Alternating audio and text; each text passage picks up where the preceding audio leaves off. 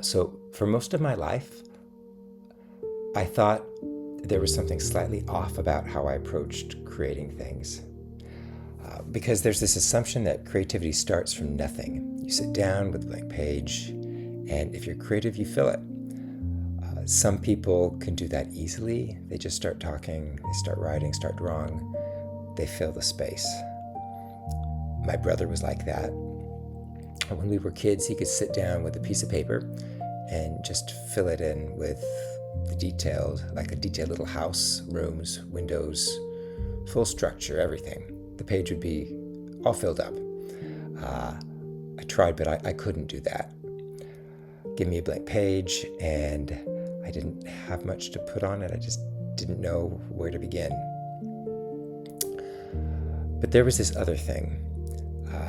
Anytime I had something with a little bit more substance, clay especially, everything felt different. I could sit with it and start shaping it, not by building something from scratch, but by adjusting what was already there, pressing, pulling, smoothing things out, changing the form little by little. We had a space for that growing up. My parents made sure of it. There was always some part of the house set aside for making things.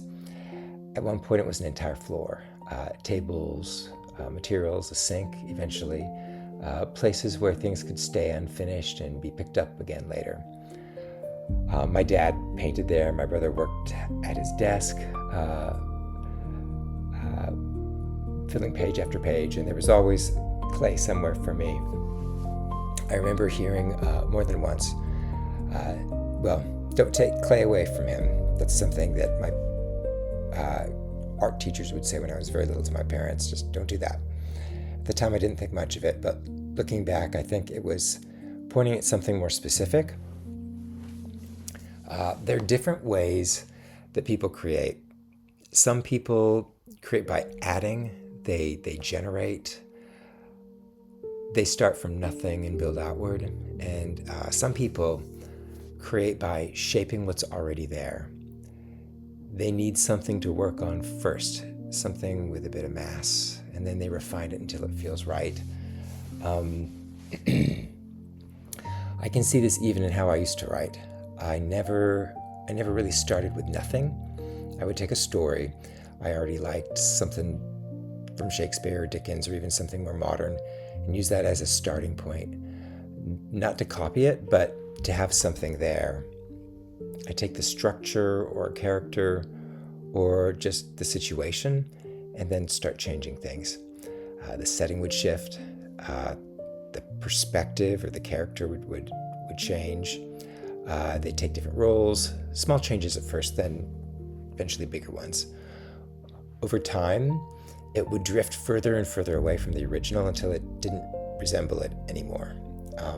But I needed that starting point. I needed something to work on to begin with.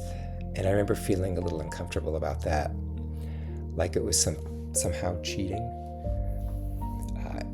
Even if no one could recognize the original, it didn't feel like the right way to create. It wasn't something I would have said out loud. The same thing showed up in other places too. In math, I preferred working backwards from the answer. I look at the solution and try to understand how it got there, rather than starting from the beginning and pushing forward step by step. That worked for me.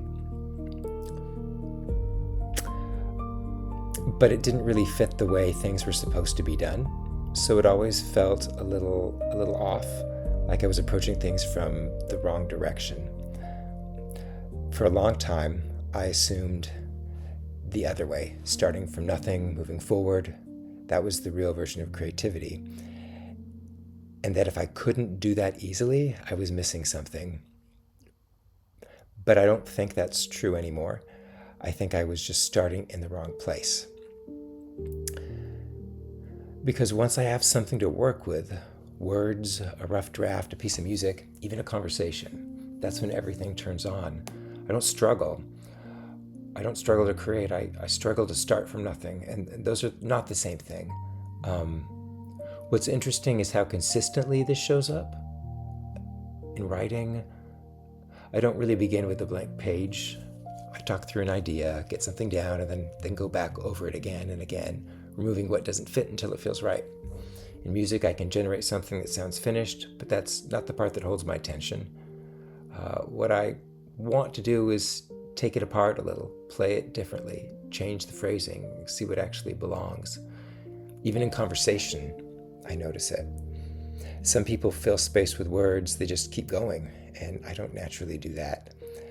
What I tend to do instead is listen to all of it and try to find the structure inside it, what they actually mean, what's consistent and what doesn't quite line up. It's the same pattern. Something first, then refinement. So anyways, this is the idea. Maybe creativity isn't one thing. Maybe it isn't even limited to art. Maybe it's a more general way of thinking, something that shows up in writing, in music, in problem solving, in conversation, anywhere you're trying to make sense of something. Some people generate, some people shape, and a lot of frustration probably comes from trying to use the wrong method for the way your mind actually works. If that's true, then the next question is pretty obvious. What are the different ways people create, and where do you fit inside that?